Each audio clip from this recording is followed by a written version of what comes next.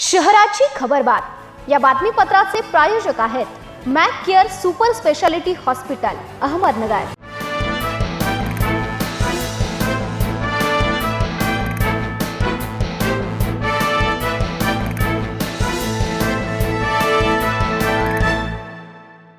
नमस्कार, मी प्रिया। आपण पाहताय न्यूज 24 सह्याद्री। घेऊयात नगर शहरातील महत्त्वपूर्ण बातम्यांचा आढावा शहराची खबरबातमध्ये।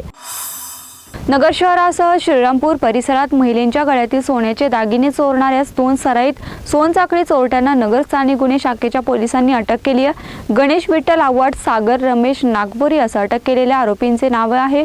त्यांच्याकडून 15,07,000 रुपये किमतीचे 222 ग्रॅम वजनाचे सोन्याचे दागिने हस्तगत करण्यात आले आहेत।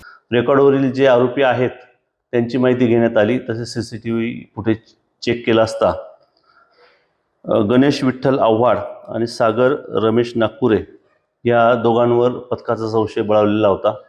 त्याप्रमाणे वरील पथकाने त्यांना ताब्यात घेतलं होतं। ताब्यात घेऊन त्यांना विचारपूस करता त्यांनी साधारण जिल्ह्यातील एक 12 गुन्हे केल्याची कबुली दिली आहे।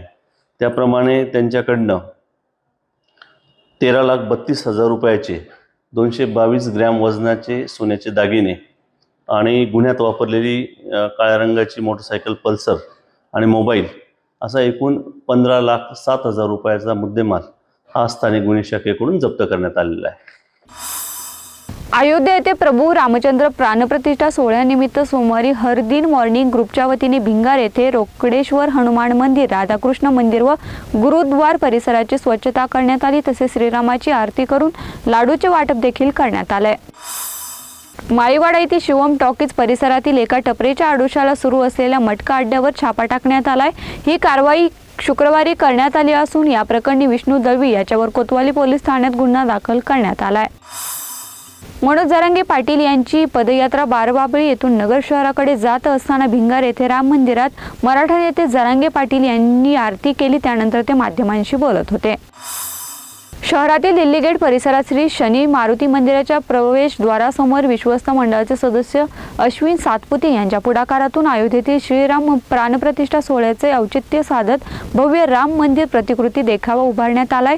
प्राणप्रतिष्ठा सोहळ्याच्या वेळी उपस्थितांना दिलेल्या जय श्रीराम, प्रभू श्रीराम की जय, सियाराम रामचंद्र की जय अशा घोषणांनी परिसर दणाणून गेला होता। राम मंदिर प्रतिकृती देखावा नागरिकांना पाहण्यासाठी 30 जानेवारी पर्यंत ठेवण्यात येणार आहे। शहराच्या खबरबातमध्ये इथेच थांबतोय, मात्र तुम्ही पाहत राहा न्यूज 24 सह्याद्री।